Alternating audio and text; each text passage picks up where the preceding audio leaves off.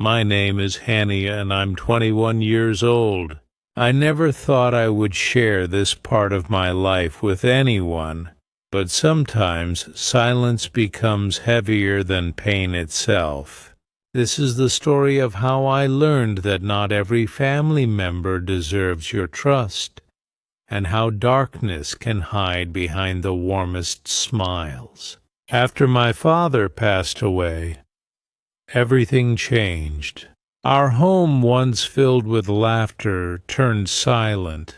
My mother couldn't handle the expenses alone, and soon we had to leave our house. That's when my uncle, my father's elder brother, offered to take care of me. He said, "Ha is like my daughter. She'll stay with us until she completes her studies." At that time, his words felt like a blessing. I thought I was lucky to have such a caring uncle. My mother believed him too. She kissed me goodbye and said, "You'll be safe there, my dear." They're family. But I didn't know then that sometimes the people we trust the most can break us the deepest. When I first arrived at my uncle's house, everything looked perfect.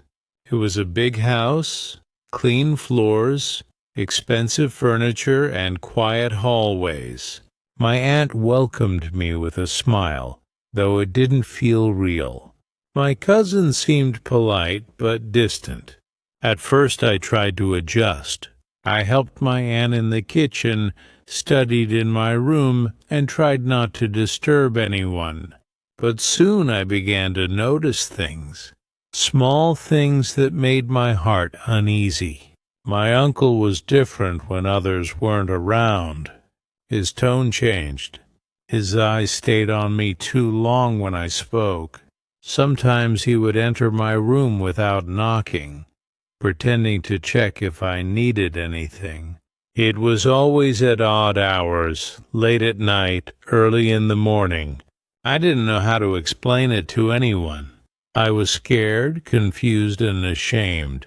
I tried to convince myself that I was overthinking, but deep down, I knew something wasn't right. The house itself began to feel heavy. The walls were quiet, but it was not peace. It was silence filled with fear. At night I could hear whispers from the other rooms. My aunt often cried, and my cousins avoided looking into my eyes. Everyone seemed to live in fear of my uncle. He controlled everything. What they ate, where they went, even what they said.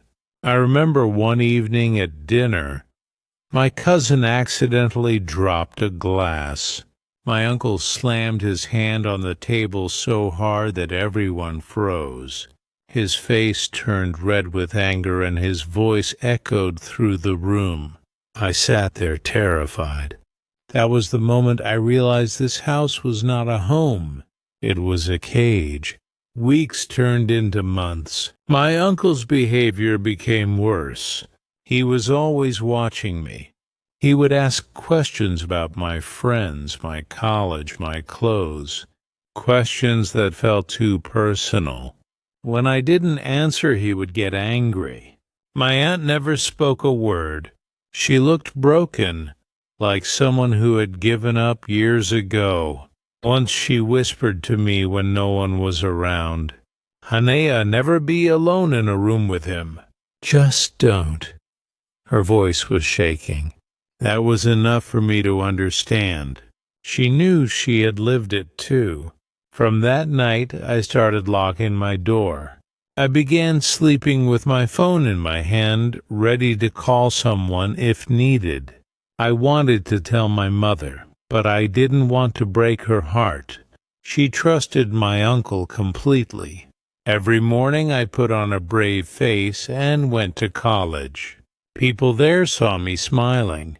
No one knew that every night I prayed just to survive. One day something changed. My uncle came home angry after a phone call. He shouted at my aunt and then looked at me with rage in his eyes. "You think you can live here for free?" he yelled. This is my house. You follow my rules." That night I sat on my bed shaking. Tears ran down my face as I whispered to myself, "I can't stay here anymore." I started planning quietly, secretly. I called my mother and told her that college was giving me a hostile option. She didn't know the truth, that I was trying to escape. Before I left, my aunt came to me quietly in the kitchen. Her hands were trembling. She said, "You're doing the right thing, Hanea. Leave this house before it destroys you too." I looked into her eyes. They were filled with pain and years of silent suffering. I hugged her tightly, knowing she could never escape the way I could. That night I packed my bag, waited until everyone was asleep, and left the house quietly. My heart was beating so fast that I could barely breathe. Every step away from that door felt like I was reclaiming a part of my life.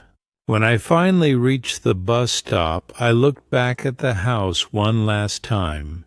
A big, beautiful house that held so much ugliness inside. I whispered to myself, "No one will believe me, but I know the truth."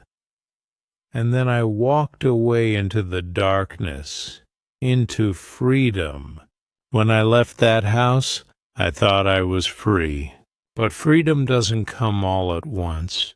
Sometimes it comes in pieces.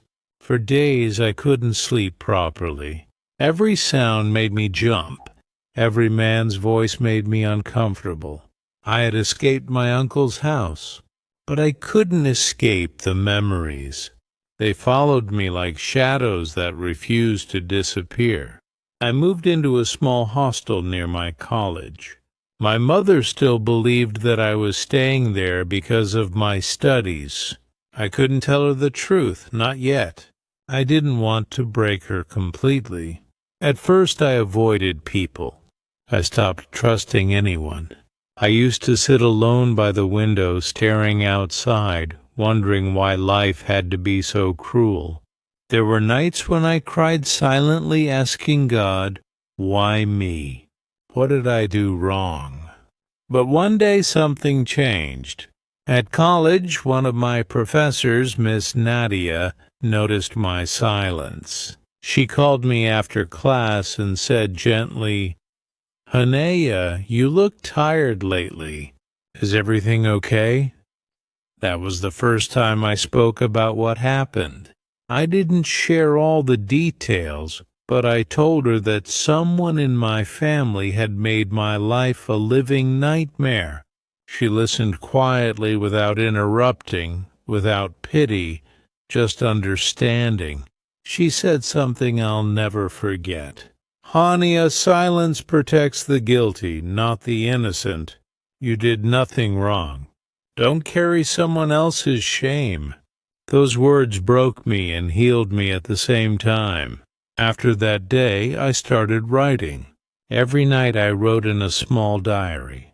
Everything I had felt, everything I couldn't say out loud. The pain, the fear, the anger, all of it poured onto those pages. Slowly I began to feel lighter. But my story wasn't over. One afternoon I got a call from my mother. Her voice was trembling. She said, "Your uncle has been arrested." I froze. My aunt had finally spoken up.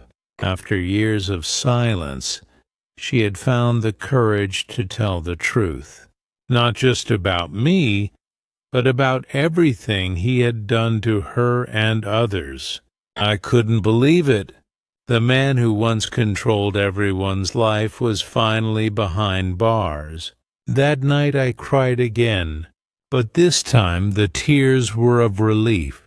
Justice, even delayed, had finally arrived. A few weeks later my mother came to visit me. When she saw me, she hugged me tightly and whispered, "I'm so sorry, my child. I should have seen the signs. I couldn't say anything. I just held her and said, "It's over, Amy. Let's not live in the past anymore." After that, something inside me changed forever. I realized that thousands of girls like me were living in fear, inside homes that looked peaceful from the outside but were full of darkness inside. So I made a decision. At college, I joined a small awareness group for women. We began to visit schools, small towns, and communities to speak about emotional abuse, trust, and self-protection. The first time I spoke publicly, my hands were shaking. My voice cracked as I said, "Sometimes the monster doesn't come from outside. Sometimes it lives inside your own house." The room fell silent. Many women had tears in their eyes. That day I understood something powerful. When you tell your story, you don't just heal yourself, you help others heal too. Months passed. I graduated with good grades, started working, and began to rebuild my life. The scars were still there, but they no longer controlled me. They became a reminder that I survived. One evening I was walking near the beach. The sunset painted the sky in orange and pink, and the wind touched my face softly. For the first time in years I felt peace. I whispered to myself, "Haya, you made it." I looked around, families laughing, children playing, the sound of waves, and I smiled because despite everything, I still believed in kindness, in faith, and in new beginning. Moral message: there are many girls like Hanea, silent, scared, and broken inside homes that look perfect. But silence only helps the guilty. If you're suffering, speak up. Tell someone. It's not your shame. It's their sin. Your voice has power. And sometimes one voice can save another life.